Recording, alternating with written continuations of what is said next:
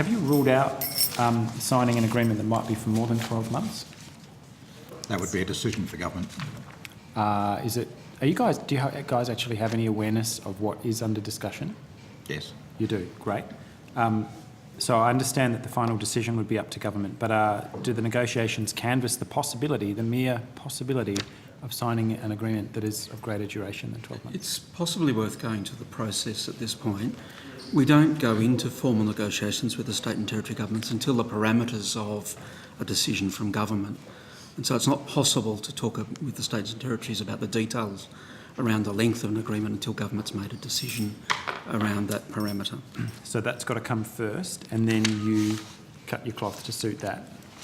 That's correct. Okay. And do you have any indication, I'm not asking you to give me the date, God forbid, but do you have any indication of when government is going to give you that date so that things can actually proceed? No, sir. No? Unbelievable.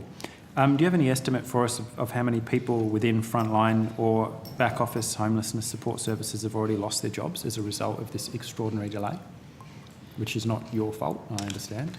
Not aware of any people having lost their jobs. You're aware that homelessness service providers are preparing to lay people off because it's really difficult to maintain employment contracts under these kind of circumstances? So I believe maybe before you came into the room we were discussing Senator McLucas raised the issue, and we said at that time Mr Palmer said... I don't know if you're being inordinately quiet, or could we ask broadcasting to... It makes no difference. Sorry. It's the room. I'll try and speak louder. At that time Mr Palmer indicated that there are obviously a range of issues that we consider in the context of this program, and that's one of them. One of the issues in the range that you consider is that people have no security of employment. What about leases for commercial premises? How on earth are crisis services and homeless services meant to maintain leases when they don't know if they're going to exist on the 1st of July? The specific funding agreements with the services are managed by the state and territory governments, and they would go to arrangements about leases and the like.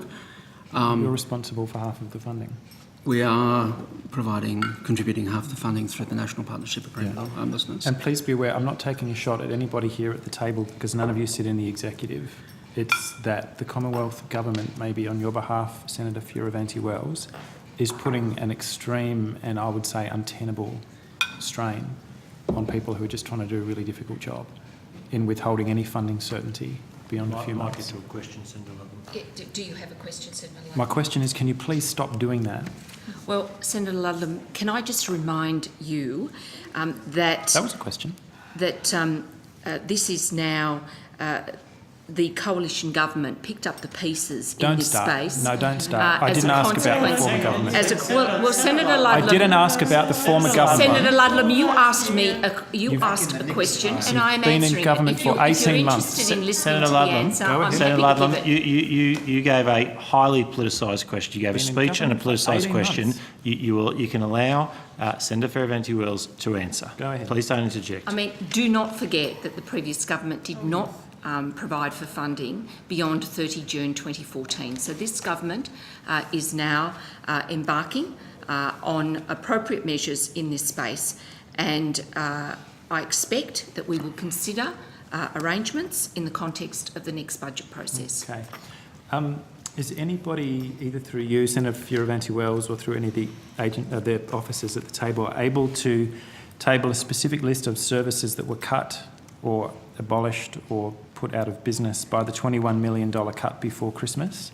Because I guess not most, but a fair amount of the commentary revolved around the peak bodies, Homelessness Australia and so on, that we had before us a short time ago, who actually accounted for less than $1 million of that 21.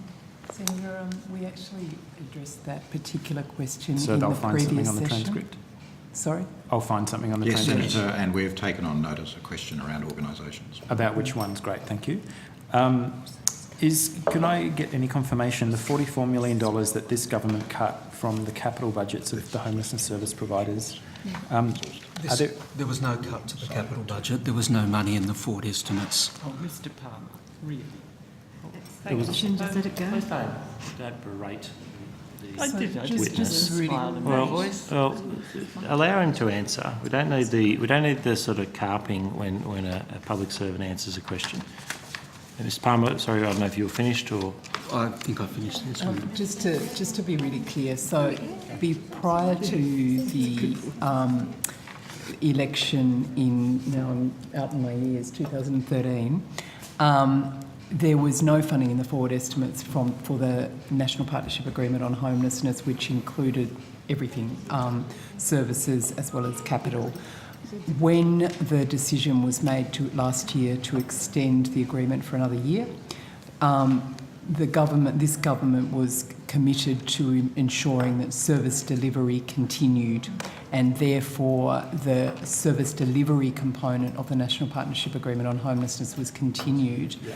Noting that, as Mr. Palmer said, there wasn't a cut to capital. The capital was provided every year to deliver on milestones. Those milestones have been delivered, and it was very much up to the states and territories to determine whether any further work in that area was needed. So service delivery was continued. Just be specific about what was not continued. If you don't want me to use the word cut, what was discontinued? There were two elements, Senator. There was a capital element and there was a research element. Okay.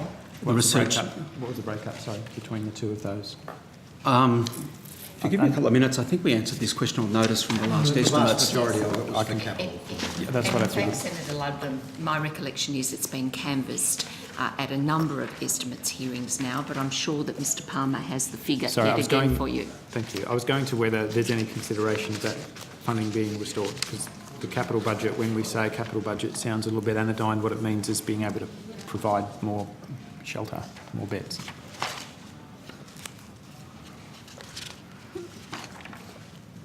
We've answered it, question 479 from the supplementary estimates hearing. Is it like October or November or something? I'll go chase that. Thanks for that reference. But anyway, if there's further detail you'd like, I'm happy to provide that on notice. Thank you. Senator McLucas. Go on to NPAH.